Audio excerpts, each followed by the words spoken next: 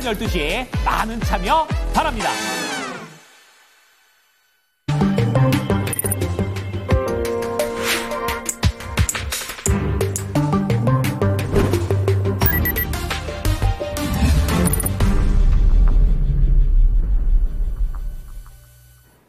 네, 연준 와처 시간입니다. 오늘도 양영빈 기자 모시고 이야기를 나눠보도록 하겠습니다. 이코노미 21 양영빈 기자입니다. 네, 기자님 안녕하십니까? 네, 안녕하세요. 네. 자, 오늘 양영빈 기자와 함께 이야기 나눠볼 주제는 역시 오늘 떠들썩한 주제로 잡아봤습니다. 트럼프발 관세 폭탄에 대한 이야기 지금부터 상세히 나눠보도록 하겠습니다. 자, 이 트럼프발 관세 폭탄이 투하됐습니다. 지금까지 상호 관세로 명명되어 왔던 이 관세 관련된 윤곽이 이번에 상세히 드러났는데 시장에 미치는 충격은 대단히 큽니다. 특히 뉴욕 증시의 경우에는 지난밤 5년의 최대치의 낙폭, 그러니까 팬데믹 이후에 이렇게나 떨어진 적이 언제 있었나, 기록적인 하락이 나타났습니다. 자, 그러면 먼저 상호관세의 정체부터 알아보도록 하겠습니다. 자, 그동안 트럼프 행정부가 강조했던 상호관세의 구체적인 정체부터 알아보도록 할까요? 상호관세는 이제 미국이 무역 수지 적자가 계속 나니까요. 그걸 어떻게 좀 해결해 보고자 관세로서 그 무역 수지 적자를 해결하려고 했는데 상호관세는 특별히 이제 이게 그냥 단순히 무역 수지 적자만 본 게 아니라 비관세 장벽 같은 것도 있잖아요. 그 나라의 제도라든지 어떤 또 외국 기업이 들어갔을 때 보이지 않는 장벽 이런 것들까지 또 그 나라의 또 환율 조작, 무역을 촉진하기 위해서 달러 대비 자국 통화 가치를 절하한다든지 이런 것들을 다 고려해서 만든 게 이제 상호관세인데요. 네. 요거에 대한 이제 그 무역 대표부에서 그거를 그렇습니다. 자, 상호관세 이야기를 하고 있습니다. 트럼프발 상호관세 정말 폭탄이라고 볼 수밖에 없는 그런 상황이 벌어지고 있습니다. 오늘 우리 증시는 사실 그 정치적 불확실성 해소, 이 기대감으로 인해서 그 큰 충격은 그래도 비켜나가는 분위기인데 뉴욕 증시 간밤에는 정말 엄청난 하락이 나왔죠. 코스닥은 거의 6% 가까운 급락세가 연출됐습니다. 자, 그래서 오늘 이 시간 양영빈 기자 모시고 상호관세에 대한 상세한 이야기 나눠보고 있습니다. 자, 일단 상호관세 그 내용에 대해서 저 추가적으로 설명 부탁드리겠습니다.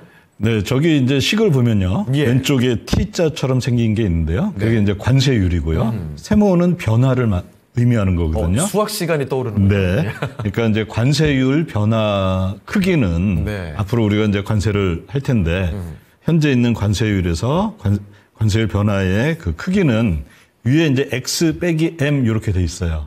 그다음에 아래 첨자 있는데 이건 이제 그 해당 국가들이거든요. 그러면 수출해서 수입을 뺀 거니까 무역 수지겠죠. 이게 마이너스면은 적자고 플러스면 이제 흑자가 되는 거겠죠. 그다음에 또 밑에 E자처럼 생긴 거 그리고 동그라미처럼 생긴 게 있는데 그거는 이제 그 무역 대표부에서 설명하기를 이제 복잡하게 설명을 했는데 4와 0.25로 정했습니다. 그럼 곱하면 1이잖아요. 그럼 그거 다 없어지거든요. 그리고 이제 밑에 수입으로 나눴어요. 그러니까 이거는 뭐냐면은 복잡하게 우리가 상호 관세를 하겠다. 나라별로 무역 비관세 장벽도 다 고려를 하겠다 했는데 결국에 나온 식은 뭐냐면 그냥 무역 수지 나누기 수입 이렇게 정한 겁니다. 요거는 저도 경제학을 조금 이제 공부는 해봤지만은 한 번도 보지 못했던 그런 그 관세율에 관한 새롭게 나온 거죠. 요게 맞다면 아마 노벨 그 경제학상을 받을 정도로 아주 획기적인 그런 거였는데요. 그래서 이제 제가 봤을 때 이거를 이제 상호관세라고 표현했는데 그 상호관세라는 게 이제 그 상대방의 어떤 무역 장벽에 대해서 우리가 그만큼 하겠다 그런 건데 그게 아니라 그냥 일반 관세라고 표현하는 게 훨씬 더 맞을 것 같습니다. 네.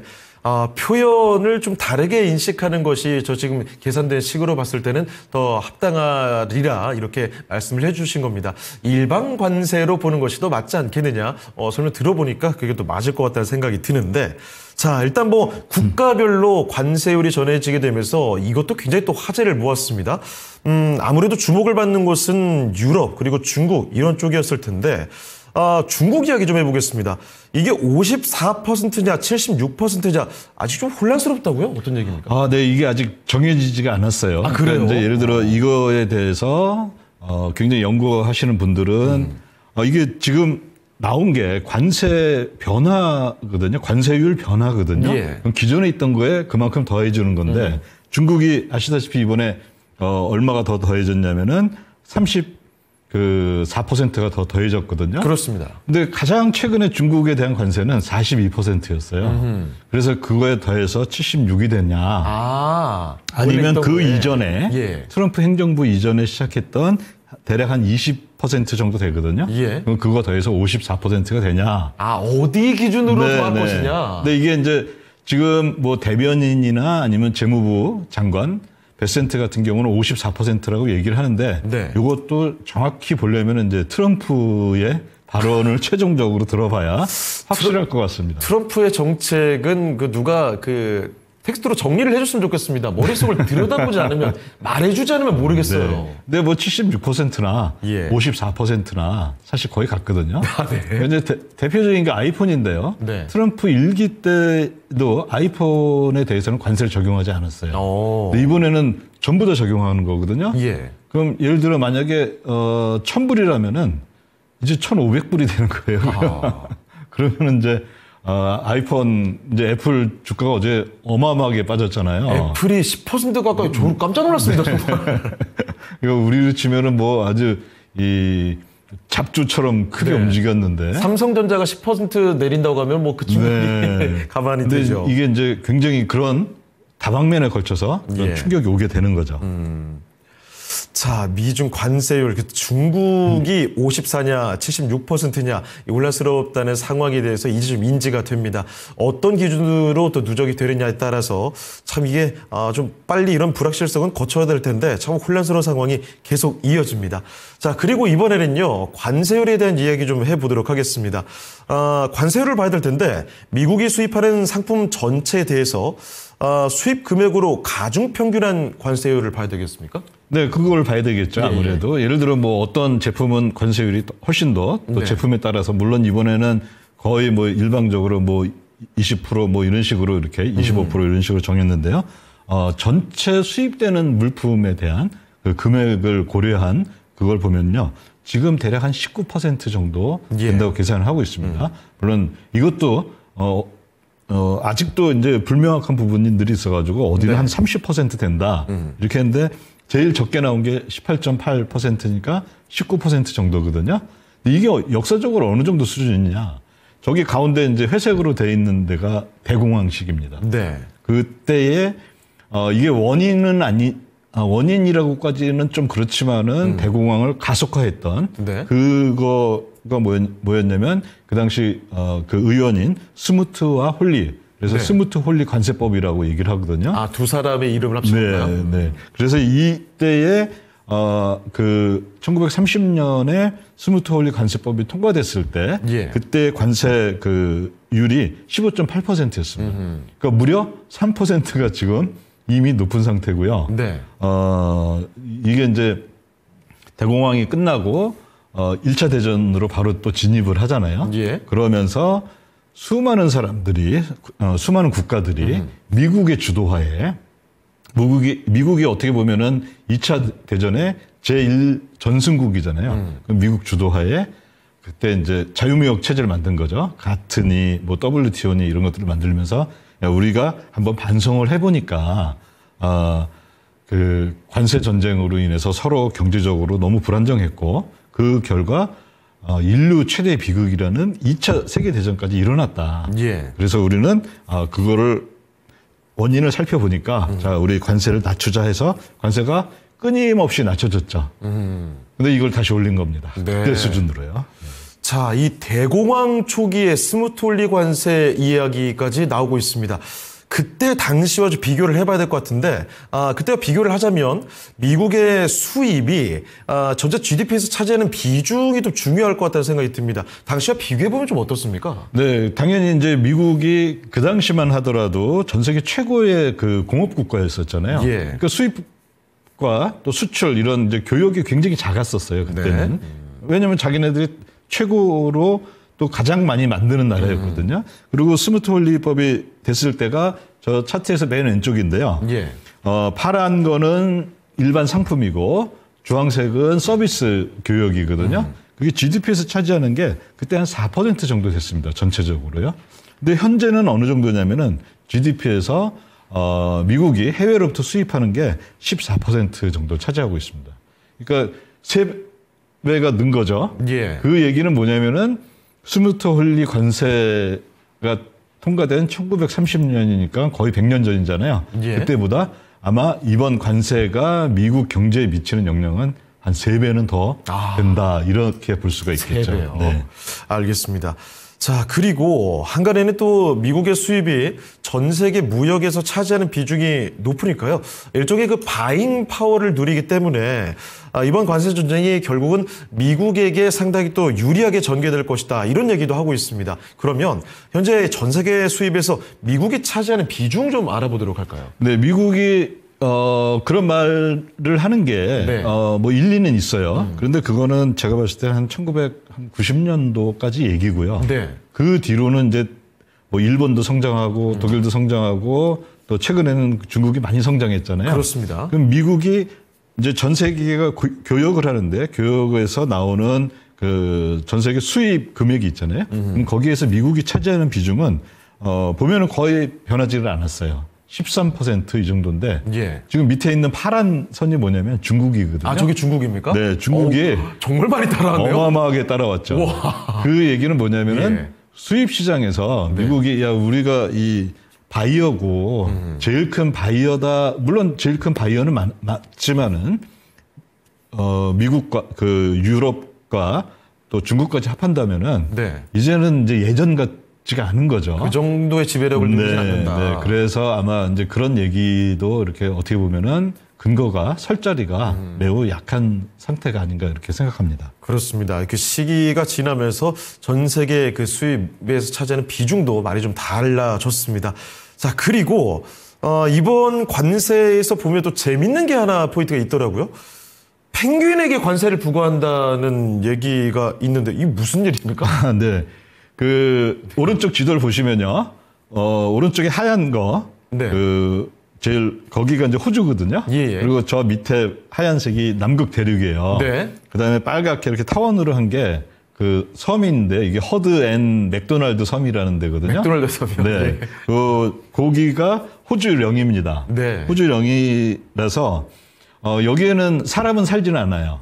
그렇지만은 이제 뭐 과학 탐구라든지 어떤 관측이라든지 그런 것 때문에 관측소 시설 뭐 이런 시설은 몇 개 있습니다. 네. 호주 거겠죠.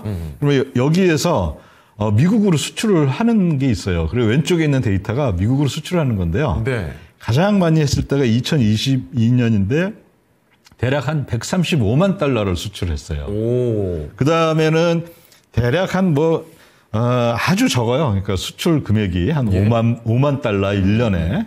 근데 여기에도 이제 호주령이니까 네. 10% 관세를 물린 거거든요. 예. 그런데 이 수출이 지금 지도 보시면은 지금 미국 보이지도 않죠. 그렇습니다. 그러면 이게 배 타고 미국으로 가냐? 네.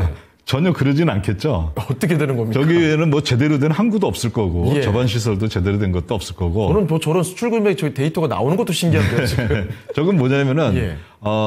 수출 제가 그것까지 이제 어디로 갔느냐 그것까지는 네. 찾아보지 못했는데요. 아마 제가 봤을 때는 밑에 남극 대륙 있잖아요. 네. 거기에 이제 여러 가지 그 과학 기지들 있잖아요. 예. 우리도 뭐 세종 남극 기지가 그렇죠, 있듯이요. 예, 미국 기지들도 굉장히 많아요. 네. 저기 이제 가까운 데에 저 호주 대륙에 보면 이렇게 오목하게 들어간 부분에 보면은 미국 기지가 있거든요. 가까운 데니까 그때그때 필요한 뭐 어떤 장비들 거기 이제 수출 품목을 보면은 뭐 보일러 장비, 네. 그다음에 뭐 전자 장비, 뭐 프린터 용품 이런 것들이 같더라고요. 그쪽으로 간 것도 미국 수출로 이렇게 집계가 되거든요. 왜냐면은 이제 자기들이 필요한데 네. 그걸 미국으로부터 직접 공수받는 돈이 너무 들 거 아니에요. 근데 여기에는 뭐 이 섬에는 뭔가 있었을 거니까 예. 그게 아마 그걸로 잡힌 게 아닐까 이렇게 보여집니다. 그래서 또 한간에는 여기를 통해서 뭐 페이퍼 컴퍼니가 있을 것이다 이렇게 얘기를 했는데 네. 거기 섬 한번 이 구글에서 찾아보면요. 아무리 페이퍼 컴퍼니라도 그거 운영하는 관리하는 사람이 있고 그래야 되는데 아마 그거는 굉장히 힘들지 않을까 그렇게 보여지고요. 그리고 이 호주가 굉장히 이번에 좀 억울한 것 중에 하나가 뭐냐면 아까 그 관세 시기 있었잖아요. 그 관세 시기에서 호주는 마이너스예요. 그러니까 미국 대비 미국에 대해서 호주는 미국하고 교역했을 때 무역 수지 적자가 나는 나라입니다. 손해 보는 오히려. 네. 그러면은 그러면 그 시기에 대입하면은 호주는 어느 정도를 그 관세를 감면을 받아야 되냐면 마이너스 52%를 관세를 떨어뜨려야 돼요. 아, 그렇게나만요? 네, 그러면 이제 이거는 미국 정부가 돈을 줘야 된다는 얘기를 그런 건데 이제 일단 나머지는 다 플러스인 나라들만 지금 어제 나온 거는 플러스인 나라들은 이제 그 수치에 맞춰서 했고 마이너스인 미국 정부가 흑자를 보고 있는 나라들은 일단 다 10%로 정했습니다. 그래서 여기도 이제 10%로 정했는데 지금 뭐 사실상 이 섬에서는 상품 그 교역이 거의 있지 않은 거라고 보여지는 거죠. 그리고 펭귄만 살고 있기 때문에 지금 아주 그 인터넷에서 펭귄을 향해서 이제 그 뭐 관세를 매기냐 그런 얘기들이 돌고 있습니다. 알겠습니다. 잠시 또 재미난 얘기를 해봤는데 또 이 거시적인 얘기를 해봐야 되겠습니다. 이번에는 GDP 얘기 좀 하겠습니다. GDP 나우를 저희가 자주 보죠. 여기서 또 여전히 GDP 마이너스 성장을 예상하고 있거든요. 1분기 GDP 어떻게 될까요? 네, 일단 이제 여기 보시는 것처럼 맨 밑에 있는 파란색이 금을 그 제외하지 않은 거, 금까지 포함한 거고요. 그다음에 그 바로 위에 있는 노란색이 금을 제외한 거거든요. 그러면 이제 지난번하고 비슷하고요. 그다음에 나머지 두 개는 오늘 저녁에 이제 발표가 되는데요. 제가 봤을 때는 그 경기 침체까지는 아니더라도 최소한 경기 둔화는 올 것 같다. 이렇게 보고 있습니다. 네. 자, 그리고 시장에서 형성된 이 장단기 금리로 시장이 향후 경제를 좀 어떻게 전망하고 있는지 힌트를 얻어볼 수 있겠죠. 자, 그 현재 기준금리로 바라본 연말 예상 그리고 10년물 국채 수익률은 무엇을 말하고 있는지 이것도 한번 보도록 하죠. 네. 단기 그 연준의 이제 기준금리를 보면은 원래 지난번 그 FMC에서는 2번이었었잖아요. 올해. 근데 이제 시장은 4번을 생각하고 있어요. 그 얘기는 이게 굳이 꼭 좋은 소식은 아닌 게요. 경기가 안 좋아지고 그러면 그거에 따라서 증시도 마찬가지로 굉장히 떨어지고 그러니까 금리를 인하하겠다라는 거거든요. 뭐든지 극단적으로 변하면 안 됩니다. 네네. 그래서 지금 당장 금리를 인하하겠다가 아니라 앞으로 이런 거가 예상이 되니까 그러면 그때까지는 위험자산 또는 증시는 좀 이 인고의 세월을 그때까지는 이제 거쳐야 될 것 같고요. 그다음에 마찬가지로 장기 금리는 보면요. 10년물을 보면은 1월 14일이니까 거의 트럼프가 1월 20일 그 저거 했잖아요. 그 취임했으니까 그때 4.8%였는데 어제 4.0%까지 갔었습니다.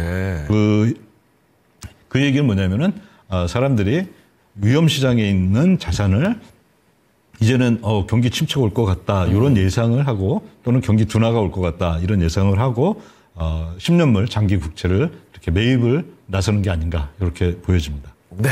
자, 그러면 오늘 이쯤에서 양현빈 기자 인사드리도록 하겠습니다. 네, 기자님 오늘 말씀 고맙습니다. 네, 감사합니다. 자, 이렇게 해서 이코노미 21 양현빈 기자와 함께 이야기 나눠봤습니다. 오늘 내용들도 소중히 잘 참고해 보시길 바라고요. 자, 오늘 시장의 중심은 여기서 마치도록 하겠습니다. 지금까지 다양한 투자 판단에 대한 도움 말씀을 드렸습니다. 하지만 특정 종목의 상승과 하락을 보장하지 않는다는 점 꼭 기억해 주시길 바랍니다.